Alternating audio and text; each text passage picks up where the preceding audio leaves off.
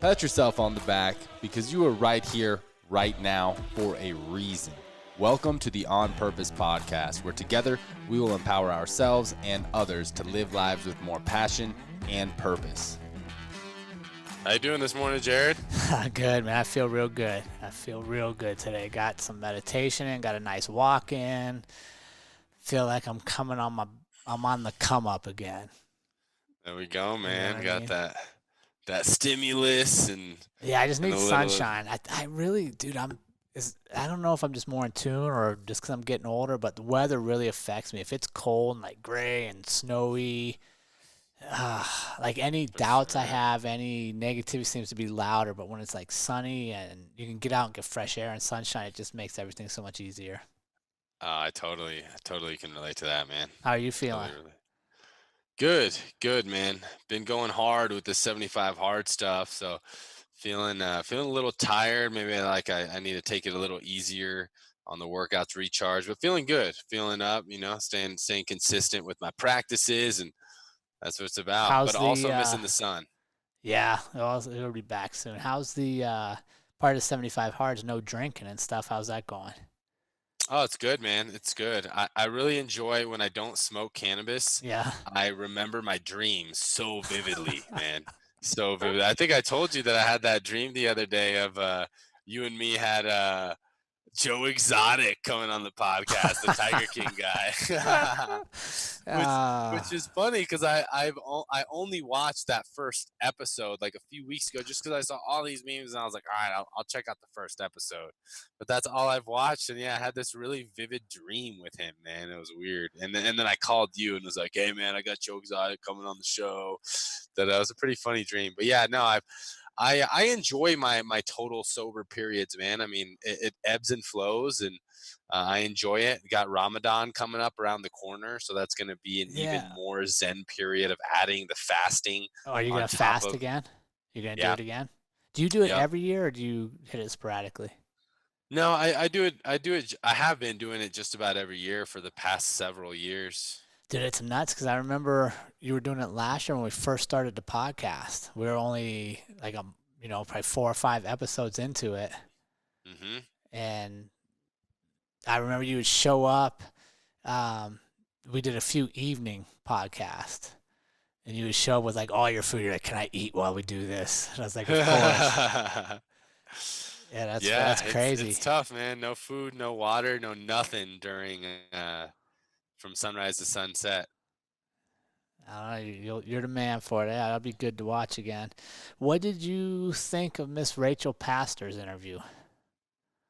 Whew, that was a good one, man. That was a good one. I really admire her vulnerability and her courage sharing the adversity in her life and the personal integrity piece. I liked how she talked Yeah. about how she had to keep promises to herself and how she stacked her promises, right? She started out with just the no use, and then now I got to show up to work, and I thought there was a lot of good valuable takeaways, but that personal integrity piece is really what stuck out to me for hers. What did you think? No, it's the same thing. I was thinking with she didn't start with promises. She started with a promise. Like Right. I just won't use today. And then when she started feeling good with that, she added a second promise. And man, I think that's such a good idea for people is don't look at the whole journey up front and have all these like just start with one little thing. No matter what it is you're trying to change in your life or add to your life or make better. I think sometimes we cause ourselves inaction because we see it as too big, it's insurmountable, it's such a big ordeal versus like taking one little step at a time. So that's what really stuck with me is that she literally she changed her life by making one promise to herself and keeping it every day. I love that, man. That concept is transcendent. The compound effect. Start Mhm. small, small, consistent actions are what really makes a big impact. So definitely enjoyed her. Yeah, that's good. What do you think about today's guest? What are you anticipating here?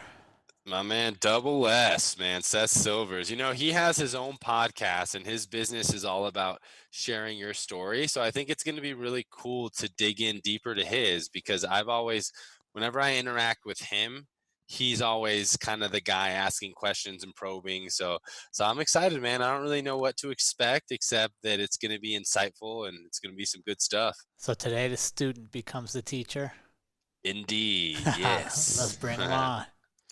All right, On Purpose community, we have a special guest here with us today, an actually personal friend of mine, Mr. Seth Silvers. He is the founder and CEO of Story On Media and Marketing and has a passion for helping purpose-driven businesses grow through marketing with stories. He's actually helped me personally with my business and marketing with stories as well. And he's a podcast aficionado, also has a Story On podcast that you guys can check out, and also a loving husband as well. So please, guys, help me welcome Mr. Seth Silvers. How you doing, my man? I'm good. Thank you guys so much for inviting me to be on the show. I'm really excited about this conversation. Been looking forward to it all day. Oh, nice. That's a lot of pressure. What were you looking forward to the most? The intro? Getting to see people. Yeah. Oh my goodness. Even though this is virtual, just getting some human interaction after social distance working all morning. Yeah, no doubt. We definitely miss it. We're fortunate that our communities really come together during this time. So we thank you for coming to share your story with them, and we look forward to what they get out of it. Absolutely. Thank you guys for the opportunity. For sure. So, Seth, before we dig into the purpose stuff and the heavy lifting, we like to get you warmed up. So I don't know if you worked out yet today, but we got to warm you up. We got to get you going. So a couple warm-up questions we like to throw at you. So sit back and be ready. These are pretty tough. I don't want you to take these lightly here. The first one is, Seth, you're doing your podcast aficionado best, but you only get one food for the rest of your life. What are you taking with you? Probably, man, I want to say pizza. That's the first thing that came to my mind. It's good. It might be pizza. Yeah, I like that, dude. Food. I do. I'll be honest. Sometimes I'm disappointed. I'm not going to lie. When we have healthy guests on there, like I'm taking chicken breast, or I'm like, dude, you get one food forever. Like you can eat, you can run more.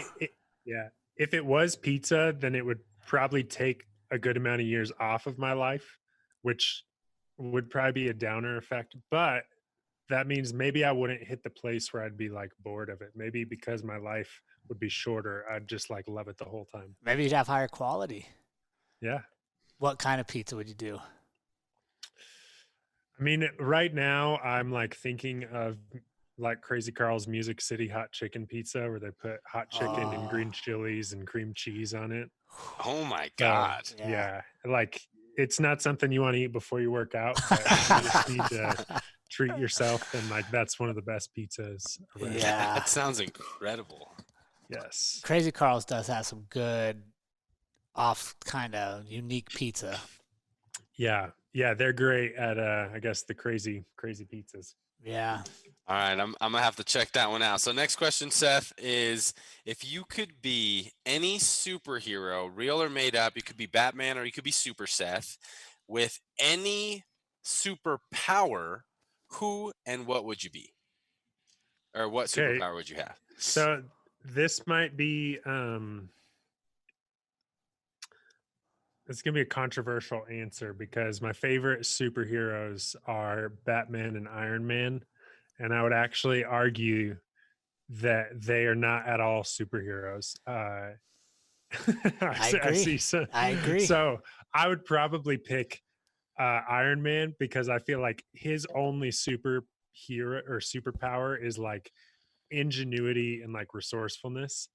And I think that can go a long, long way. And I'm connected. I love those two superheroes, if you will, because like they're relatable. Like they don't actually have some superhuman talent, but they are able to achieve all these amazing things just by like using what they have. So it would be one of those two. I'd probably lean towards Iron Man and stuff. And so I'm sure there'll be some debate among listeners, and they'll probably think I'm terrible for saying they're not superheroes, but it's just hard for me to relate to a Superman who can do anything and everything.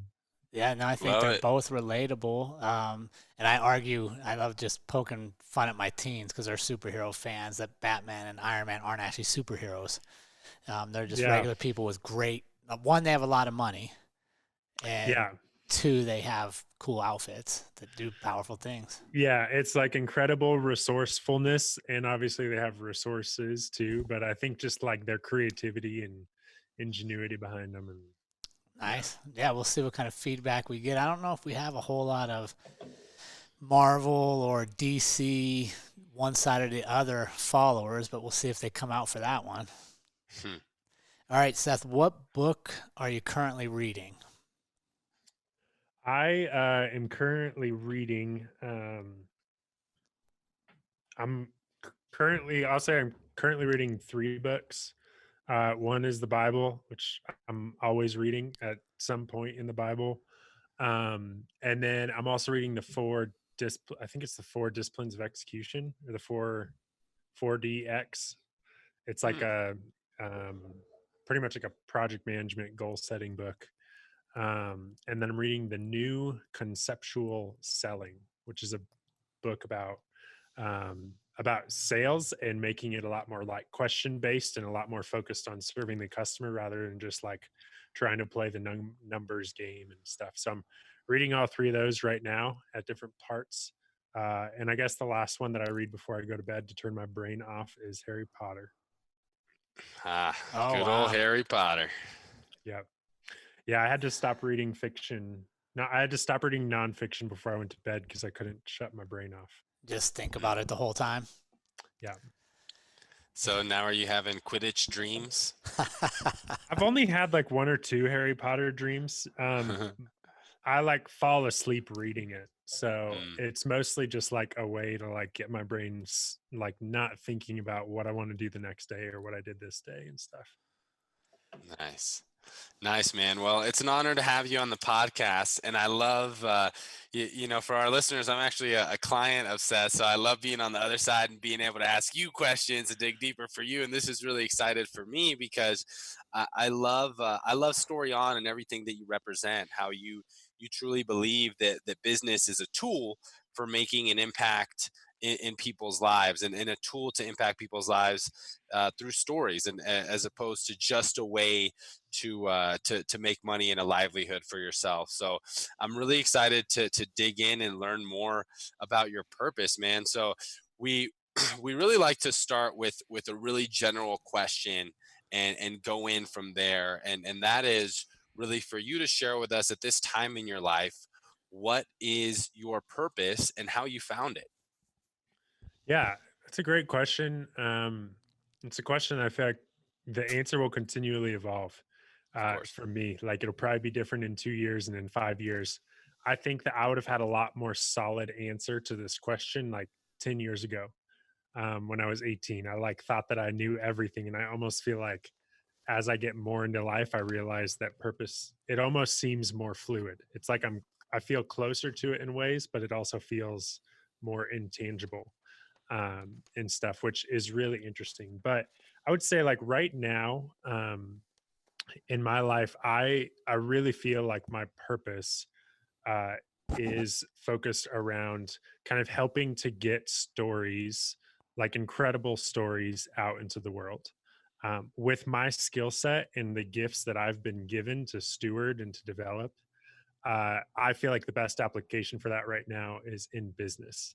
And I feel like it'll probably be in business for a long, long time because I love it. But I feel like I have like the lens that I have been given to look at the world through. I see like the passion in what people do, and I'm attracted to why people do the things that they do. And on the other end, which I'm sure we'll get into this more, um, like I see that the big economy is not really focused on purpose, but buyers and consumers want to support purpose driven businesses. And so for whatever reason it is, I probably like 6 7 years ago I really started realizing this. And for me, kind of the like light bulb moment uh for me where I kind of felt the connection with that, I was actually watching the Super Bowl, and I was mildly excited for the football, but It was like, you know, somewhere in the early 2010s. So the Patriots probably won. So I didn't really care about the football. I like wanted to see the ads. Um, and so, I watched the ads, and then at the end, it's like you build up all this anticipation. Then you're like, man, most of those still sucked.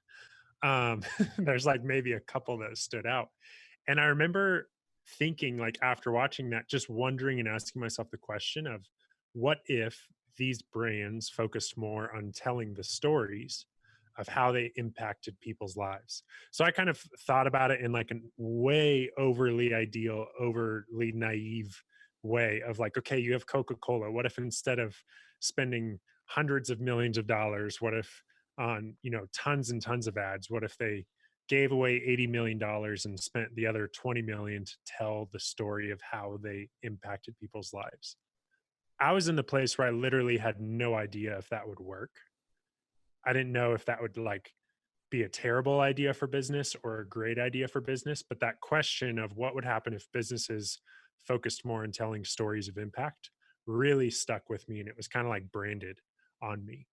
Hey, And so over the next couple of years, I just kind of continued to learn everything I could about storytelling and about marketing, just to really see how these two worlds work together. And I began to just stumble upon all of this research that was showing that people will actually like pay more. They'll actually switch brand loyalty when they find a brand that they can connect with on a level of purpose and on a level of passion. And so for me, once I saw it was like mid 2015 when I kind of had like this moment where I realized uh, I don't have all the answers, but now is a better time than ever. And so that was when I started my own company, to really help businesses to market with stories. And there's been a lot of evolution in that since then. But the central purpose of the business, and really the business is an expression of me, the central purpose for me in the last 4 or 5 years, um, has very much been to get the stories of impactful businesses and impactful people out into the world. And so right now, like, that purpose feels so like in front of me and on a higher level. I just feel like our, purpose as humanity is to like love each other and to treat each other well. And so I think that getting stories of people that are truly doing their work in an impactful and purpose driven way really is what I'm all about.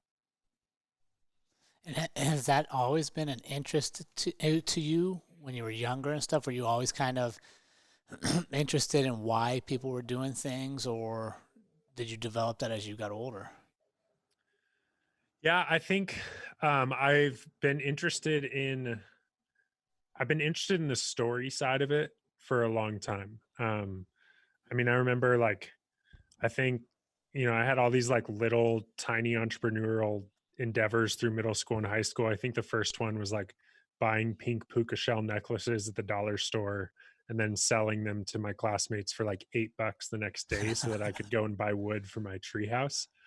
Uh, and so like I was always interested in like the like making money and figuring out how to solve problems. And then when I was 16, I like felt on my heart like this need for unity in our community, and so I started this nonprofit organization where we're focusing on bringing community groups. And I grew up in a church, and so we were bringing church groups together every 3 months for a night of unity. So I was 16 trying to figure out how to get youth pastors and senior pastors who were like in their 30s and 40s and 50s and even older, how do we convince them to come together? When, if you don't know this about the church world, it's not actually that unified. Sure. uh, like faith is actually pretty segregated and disunified, unfortunately. And so I realized, like, man, if we're just trying to like pull all these people together, we have to have a story. We have to like find one thing that everybody agrees on or everybody can like buy into. And so that movement was extremely successful. And like every 3 months, we had 400 to 600 students coming together in these nights of unity and impact. And we were raising money for like water wells and all of this amazing stuff that I experienced as a teenager. And so for me, really at 16, that was the first time that I saw like, wow, stories have a like they have a way of bringing people together, of unifying people. And so I just kind of kept that intrigue, and I think that heightened my awareness to be able to pay more attention to the stories of businesses I liked, and even like bands or artists, just thinking like, well, what is their story and how does that bring us together? So that the passion for storytelling and seeing the impact of that has been around for a while. It's awesome, man. And I like that you bring up the church and religion because it's funny that you mention there's so much segregation, not just in the Christian church. There's so many different sects of Christianity, but even in the world's major religions, but they're all telling the same stories. I was really fortunate to grow up in a household that had Catholicism and Islam, and there's all the same stories of Jesus Christ in both the Quran and the Bible, but they just disagree on these tiny little details that nobody knows for sure. There's no way you can know for sure, right? But there's this separation. So what do you think are the stories that are causing the separation in this religious realm? Because it sounds like you've definitely spent a lot of time in the church world. Yeah, that's a big question. Uh, but I like it. I mean, I think it really does all come back to Jesus. I think the majority of the disunity in faith and in churches and in different religions, it pretty much all comes back to like who Jesus is. Um, I increasingly care less and less about what happens to me after this life. I know that after I die, that is not the end, and I believe that with all my heart. And I think that there's much more to this life than I'm experiencing now. But because I feel like the life that the Bible, which I believe to be true personally, is true, and I believe that the life that it calls me to is to strengthen my relationship with God and my relationship with Jesus, and to like reciprocate that to others. Uh, if you grew up in a religion where you believe that Jesus is not God, then that's going to be like a big conflicting point, and stuff. And I know, like the difference between believing Jesus is God or Jesus is a prophet, like there's a ton of tension between that and stuff. And so I think that it really all comes back to like so much of religious desegregation and stuff. Or sorry, religious like segregation comes back to who do people believe that God is, and how involved do they believe that God wants to be in our life. And so, um, yeah, there's so much in there, I think, and it would be super fun to talk more about that. But yeah, I think it kind of all comes back to that thing, in my opinion. Yeah, I was curious. No, and I completely agree that in my experience has also been the biggest disagreement of in Islam they say that, oh, God is a separate entity and that Jesus was a prophet, and to where in Christianity there's the Trinity, and just that disagreement. But the stories are all Hmm. the same. The way to live your life, all the messages are all the same. So I think it's beautiful that to this day you continue to read the Bible, because I mean, these religious texts are the essence of story and some of the birthplace of the plots that we carry throughout so many stories in life. Seth, can Hmm. you tell us a little bit about how your journey from 16 years old of starting this nonprofit to really how you got to starting Story On? Yeah, totally. I so yeah, I started that nonprofit, and that was the last 2 years of high school. Really was I was like kind of in high school, but very much like building this organization was what I was doing. And so we were like working on, the ideas and potential of like, could it become a nationwide movement and stuff. And so we were working to like build up like leadership teams and different things. And I went to college in Oklahoma, got a scholarship to go out there, and knew that I wanted to go to school. And so I was still involved. But I feel like in college, uh, I learned so much about myself. I had been, as my like giftings and as my talents were kind of coming to the surface in high school, and as started this thing and it worked fairly well. I was certainly not the only one involved. Like there were so many people that contributed, Were but you a Sooner? No, I was not a Sooner. I went to Oral Roberts University in Tulsa. Okay, got it. And Yeah. what were you studying? I studied business communications. Okay, gotcha. Yeah. So I think like in high school, because I was involved in the church and in the ministry world, it was really easy for people to see like as my gifts were coming up to be like, oh, you should go into ministry. Like you should be a pastor. So I very much entered college thinking like, oh, I'm going to be a pastor. I'm going to be like leading a ministry or something. And then just over the years, through some different circumstances, I started to realize like, man, I don't see the world in this way of like there's like church stuff and ministry stuff that impacts people, and then there's business stuff that makes money. And I think a lot of people look at the world in that way, like you either make money or you make an impact. And that line in the middle of those like totally evaporated in college, and I realized that like business is actually a really amazing tool to make an impact. So that kind of piqued my curiosity and my interest. And then after college, I actually got hired by this family who was wanting to they had a large foundation, and they were wanting to kind of launch their foundation into a nonprofit. And so they hired me to do that. And then we actually ended up merging with another nonprofit. And so we kind of threw me and a friend who had another nonprofit, we sat down and realized like, hey, we're both heading the same direction. So like, let's throw our boards together. Let's throw our funding together. Let's bring our staff together, and like all go towards like one direction. And so I was the marketing director of a nonprofit based in Colorado Springs for about 2.5 years. And over those 2.5 years, I was kind of like building a business plan in the back of my head. I don't think I really like knew it, but I was like just playing out all these scenarios and ideas and thoughts in my head. And every now and then I talk about it. And one of my friends finally encouraged me to like pitch my business idea at like a pitch event, Yeah. pitch competition, just to like get feedback. And so I was forced to like come up with a presentation and pitch this idea to a bunch of strangers. And they were all like, you have to do this. And so that I think like the next week I met with my colleagues and pretty much said like, hey, I'll transition out over the next 6 months, but I feel like this is what I got to do. I gotta start my own thing. So I got a question for you, Seth.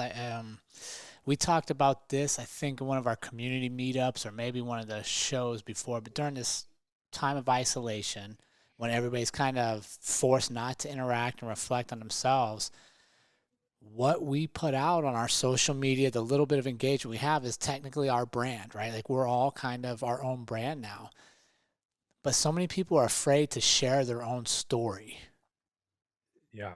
Do you have any tips or advice that you would recommend for people, whether they're business oriented or just wanting to be a positive influence, on how to get the courage or get over the hump of realizing their story is important and deserves to be told?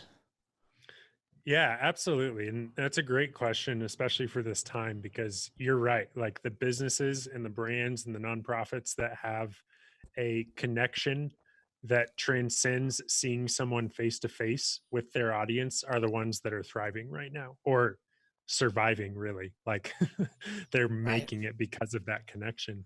And so I think when it comes to like having a hesitancy to do that, one, like we have to be willing for it not to be perfect, and we have to recognize that just like anything else, that practice makes perfect. You just got to get better and better at it as you go. I like to think often about in like middle school when you're like self-conscious or whatever because you have like a zit on your face. You're like, I don't want to go to school or whatever. Right. And then you get to school and you realize nobody's thinking about the zit on your face because they're just thinking about the one on their own. Yeah. Like everybody's got this insecurity, and Brene Brown says it really really well in her book Daring Greatly, where she talks about how vulnerability, like if you're vulnerable with me, my level of respect for you goes up. But if I'm vulnerable, then I feel this like sense of insecurity. I feel like I did something wrong, or like I shared something I shouldn't have. So like we've grown to think that vulnerability is weakness Yeah. in ourselves, but we count it as strength in someone else. And so recognizing that it's just going to be a process to get better and better at telling our story and creating content, and just realizing like when was the last time that you saw a video that somebody posted and you decided to never watch a video again because they coughed in the middle of their video, or because they had mascara on their left eye and not their right eye, or because like the lighting wasn't good enough. Like it doesn't matter. Like we forget about that stuff before the video or before the story's even done. So I think that's the first thing. And the second thing is just consistency. Like I just think consistent in online marketing, like consistency is so important. And in building a connection with an audience, um, it's, I don't, it's hard to say the most important thing because I could probably say that about a lot of things, but consistency is super, super important. And just being willing to show up in front of your audience and try and just know that you're going to get better and better and you're going to get more comfortable sharing your story and sharing good content the more you do it. Yeah, absolutely. That's one of the big things we stress to our community is you got to show up. You know, too many people. Well, I think we were talking about this. I think there's like 96% of podcasts don't make it past 10 episodes in their life because people Yeah. are thinking like, okay, by number 9, I got to be at Joe Rogan's level. Well, Right, which means like publish 11 episodes and you're in the top 4% of all podcasts. right. Like That's keep where we going. are, right? We're at like 64, 65 now. And if you listen to number 1 to this one, we've grown immensely. Mm-hmm. But showing up, and I think that's one of the big things I love about your brand, you know, storytelling to develop your brand, whether it's a business or your personal brand, is you have to be consistent to earn trust, because that's essentially what you're doing. I trust that you're going to show up and you're going to have a certain quality Right. to you. So then I keep coming back. So then now you're starting to, I don't look at your competitors as much because I have that relationship with you, which also means I'm more forgiving if there's a mistake. If, like you said, the lighting's off or something, I don't look for all the reasons I shouldn't be part of it. I look for the connectivity. And I think that's the joy of storytelling, is you break the bridges between me just sitting back and looking at why I'm not like you and why I can't do what you do. The story is what connects it and says that it's also possible for us. Yeah.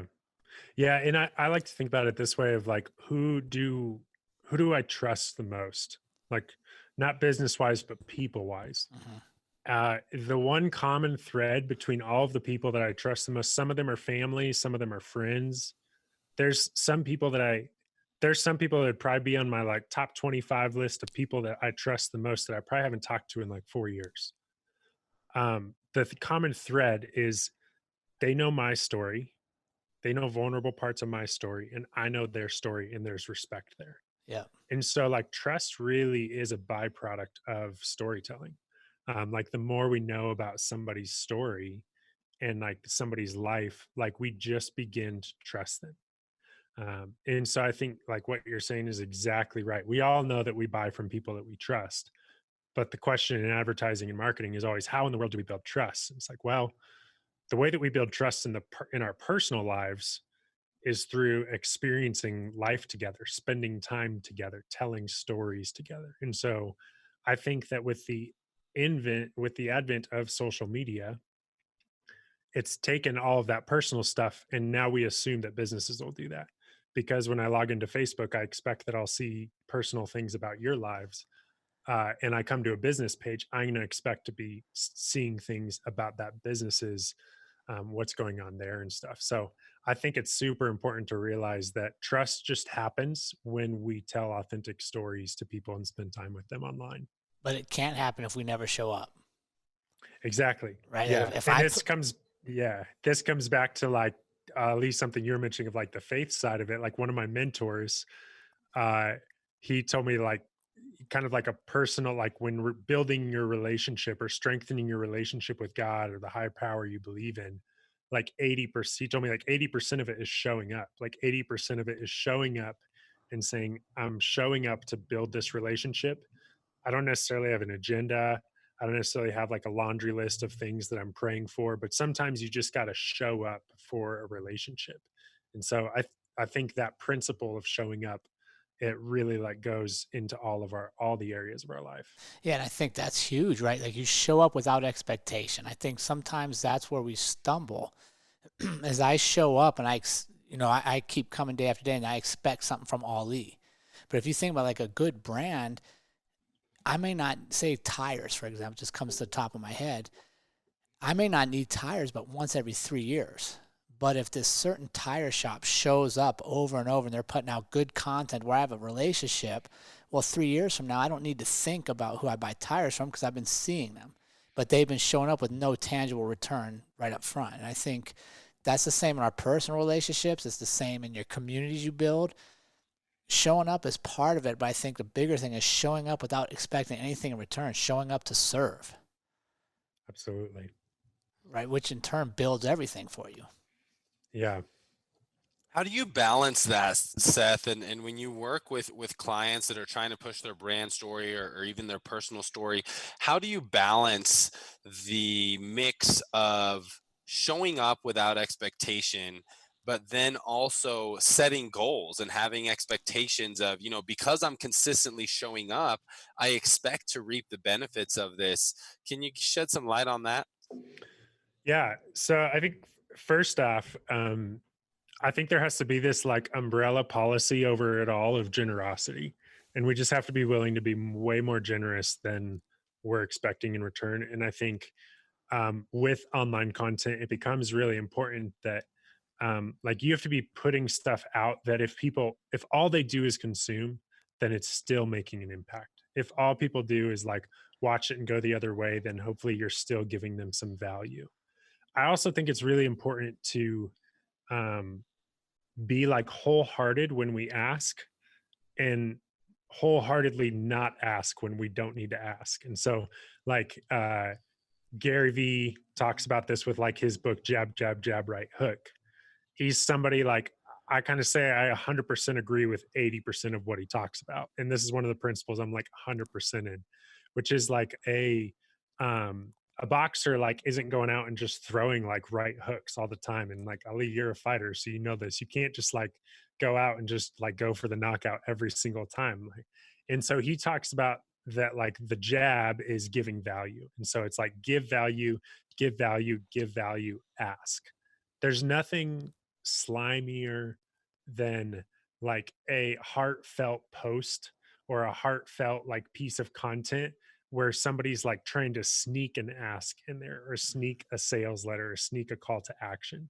This is why I actually hate most Super Bowl commercials and think most of them suck, is because like not mentioning any brands in particular, but like if you tell this cute story of a puppy for like 28 seconds and then the last 2 seconds, when you have my heartstrings and you think that it's like something about adoption or something like actually about a puppy, you throw a like particular can of crappy red beer on there. it's it's like, to me, all that you just did was you like Yeah. built up my emotions and got me to like an emotionally vulnerable place and then just like slapped your Yeah. brand in front of me because you know that my brain is going to remember it. And that's the part of marketing that I hate, is when we're like leveraging the emotion of storytelling to then like pretty much like what's called like greenwashing. Like we like kind of like make our brand look really good and then we ask just because like right after we tell this emotional story. And so I think that it's super, super important that when we're telling a story just to impact people, just tell it. But then when we're like asking, like when we're actually making a call to action and inviting somebody to like give value, which is money, for value, which is whatever you're giving, like just do it and believe in it. And so I think it's really important to That's either huge. ask 100% or give 100% and not mix them, because that's where Yep. things like that's where trust gets broken, is when I think you're telling a story just because you care about me and then actually you just want my money. And that's when I'm like going to begin, that trust is going to begin to break down. But that's huge. I hope the audience picked that up and our community picked that up. Let me make sure I got this right. Either be asking for something 100% or be giving something 100%. But don't overlay the both. Yeah, and don't feel bad about it. Like, don't feel bad about asking. If you feel bad about asking people to support your business, like you should be in a different business. Yes. Yeah. That's so funny you mentioned that, because Ollie and I just had this conversation the other day. This guy reached out to he wanted us on his podcast. And you know, like everybody's like looking for more attention and eyeballs right now because like in business, this is a great time to double down on everything because you're isolated and position yourself for the rebound. So I'm like, oh, okay, like send me some stuff. And then he sends me some stuff and he's like, oh, and if you really want to improve, I have this magical 2-step process. And by the way, I'd love to have you on the show. And I just told Ali, I was like, I literally, but I couldn't say it the way you said it. So like, I was like, Ali, I don't know why, but I just don't feel like I want to go on this guy's show. Like he wanted me. Now he has this magical thing for me. Like I'm not interested. And I think it was just what you said there, Seth, now that you put it that way, is he was asking for me for something, but then he sneaks in the take from me. You know, like he was giving and then it was taken, and it just left me with a bad feel in my mouth. And I think you're exactly right. I was there thinking I was important and that he wanted me to come there and share what we're doing. But then he slides in, but like I can make you better if you buy this thing from me. And I wasn't emotionally prepared for it, I guess. So it kind of just left me feeling like I feel dirty right now. Yeah, and people are becoming, like I like to say, like our BS meters are getting much more finely tuned towards stuff like that. Um, like we're just paying, I think buyers are paying more attention to it. And so we're um, being much more aware of situations like that and filtering those out. And that's why like I think authenticity, which is a word like we talk about a lot with our clients, is so important. And like we like kind of one of the phrases we use is just that like authenticity always wins. Like it Yes. might be slower, might be more expensive, might be harder, but like at the end of the day, like I feel like authenticity is always going to win in messaging and communication and marketing. I love it. Do you have a quick, like something quick that our community could take away to know if they're actually being authentic with themselves? Is there like a little test that you have for clients to say, how do I know if this is authentically the message I want to share? Yeah. So, not in particular, but I think this quick practice that will like transform the way people tell their story. And it really shows like whether or not it's focused on you or whether or not it's focused on your audience. And so some people might be familiar with like the concept of the hero's journey. If you're not, it's an age old like storytelling formula that has been around for thousands of years. It's the formula behind most of Hollywood's best movies. Probably the book that you're reading right now follows this formula. And this formula initially says that there's this, it's like this story structure where there's this character that goes on a journey and he starts to encounter problems. And then he meets a guide, and this guide can empathize with them and gives them some advice, gives them a plan, and the character either succeeds or fails. Super simple formula. Like it's the Harry Potter and Dumbledore, it's Frodo and Gandalf. It's all of these things. Like almost every story that we love has a hero and it has a guide. The problem is when we as businesses think that we are the hero. We think that like we're coming in to save the day. When we think that like me as a business and as a marketing agency, when like I can come in and I can solve all of your problems. Like, and so the language in that way, if I was talking about my business as the hero, would be like, okay, like we're the best marketing agency in the country and we tell stories better than anybody else, as opposed to flipping it to where my business is the guide and you're the hero. um, that's the transition that's big, because then I'm coming in and I'm saying the story that you have, the story that's inside of your business will absolutely transform your business. I would love to help you like unlock that and help you know how to like leverage that more to help you grow. Then they're at the center of the story. And hopefully like I think the best description or best picture of this is in Star Wars when like one of the old episodes when Luke is like training and Yoda's on his back, and like Luke is doing all these flips and stuff and Yoda's just like whispering things into his ear. Like the business should be Yoda on the back whispering things into his ear, as opposed to like find your Luke, find your hero, and hopefully you can figure out what your hero's dreams are, what they want to achieve, and hopefully your product or your service will kind of help be a guide to help them get there. So it's a super simple practical tool of asking yourself, like, are you the hero of your story? Like, look at your messaging, look at your website, look at how you're pitching your company. Are you trying to sweep in and save the day? Or are you coming in and you're identifying, here's my target audience, here's their pain points, and I want to help guide them through those problems? It's like a totally, like, the difference might be two words, might be super small, but the way it comes across is completely different to people. I love those analogies, man. Thinking about being a guide instead of the hero. Would you say that that also applies to people who are looking to share their personal stories, or if their personal brand is their business, like authors, speakers? Would you say that that applies there as well?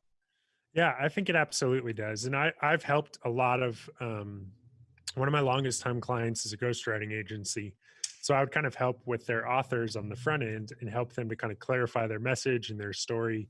And then we'd actually help to build out the content and the stories of their book. And one question I would always ask them, like as soon as we met them, was, if only one person reads this book, who is it? And like, it's a good thing. Like, they are changed by this book. Like, who is it? And like, that's the person you have to write the book for. And you just have to trust that the world is really big. And if there's one person like that, there's probably 10,000, there's probably 100,000 people like that. And so I think that from authors, from public speakers, it's still really important, because you have to know your audience and you have to know what challenges that hopefully your story and whatever service you're providing can help guide them through.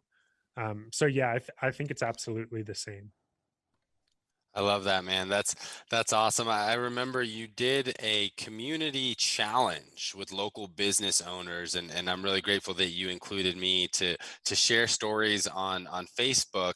Sometimes it was personal, some business, and that was really empowering. And I think at the time, Story On was just you just had Story On going on with your agency, to where you would have to onboard a client, but you've recently launched a new project, the successwithstories.com, where people can go and learn a little bit more about how to become a purpose driven business, and share stories more within their businesses and personal brands. Can you shed a little bit of light on this new project that you recently launched? Yeah, totally. And a little bit of the backstory behind why this product needed to exist was pretty much because for the last 5 years, I've struggled to have a sustainable business model.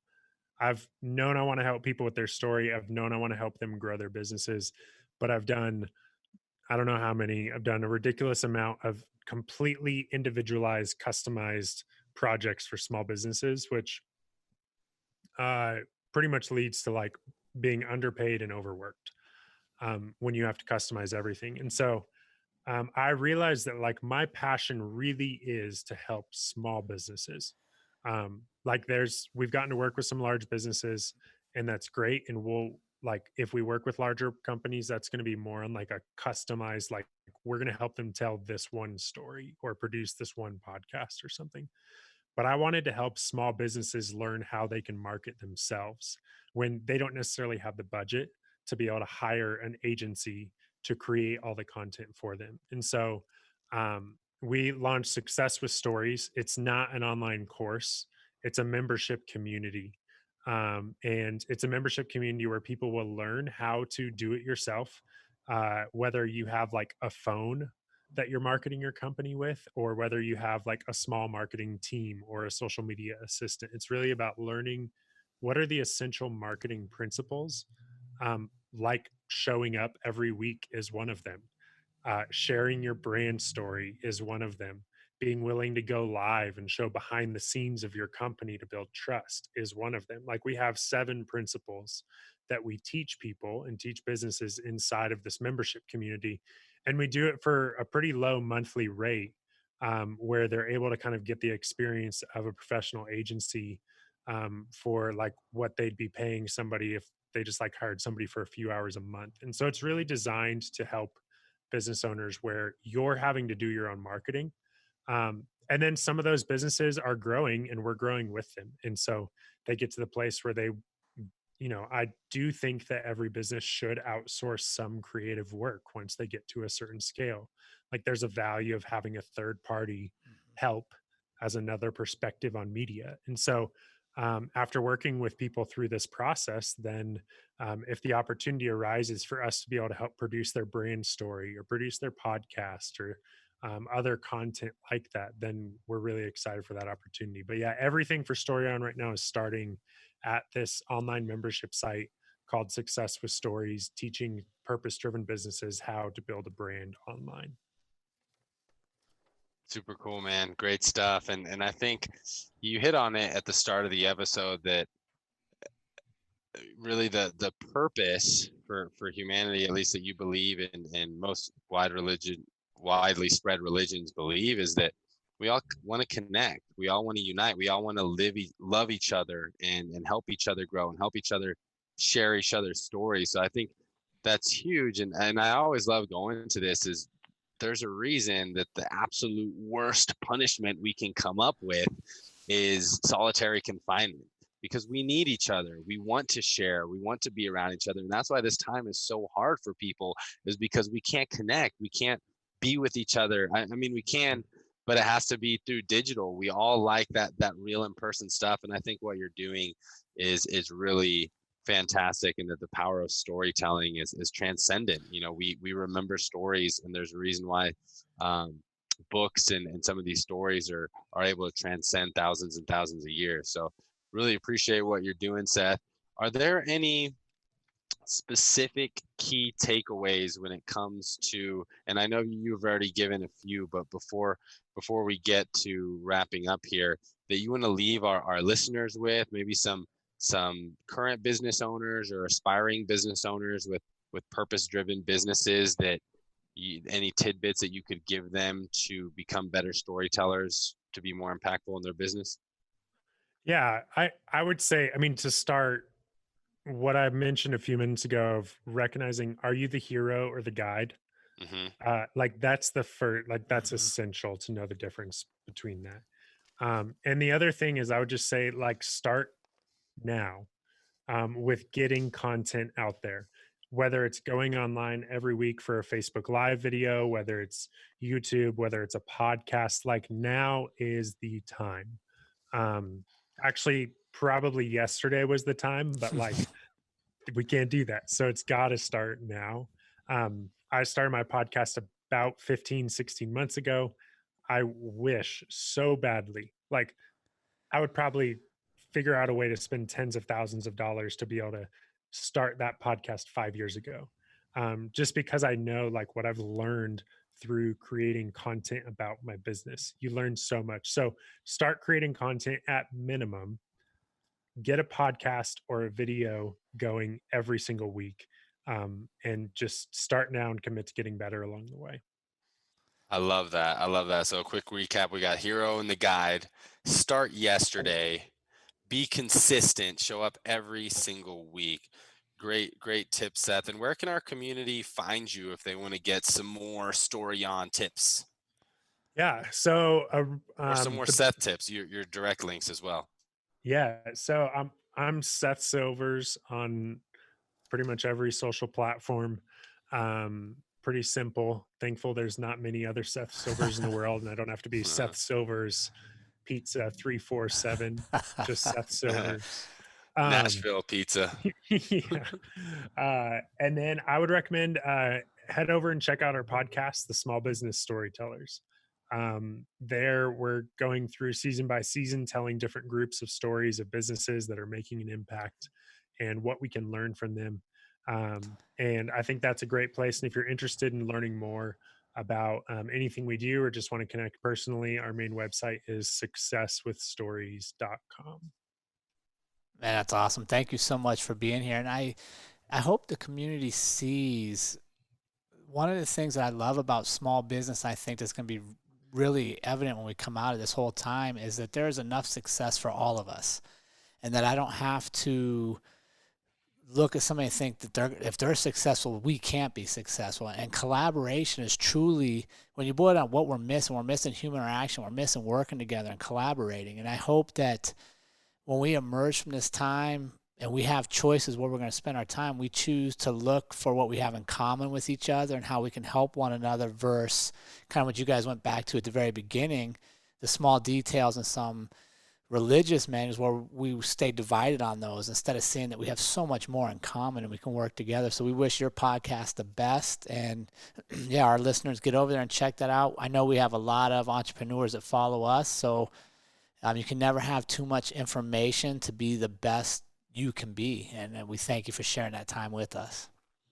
Absolutely. Thank you guys so much for the opportunity, and same goes to you. Wish the best for the On Purpose podcast, and I'll be looking forward to listening to more episodes. And remember, team, life is far too short to live any other way than on purpose. We will see you all again next week.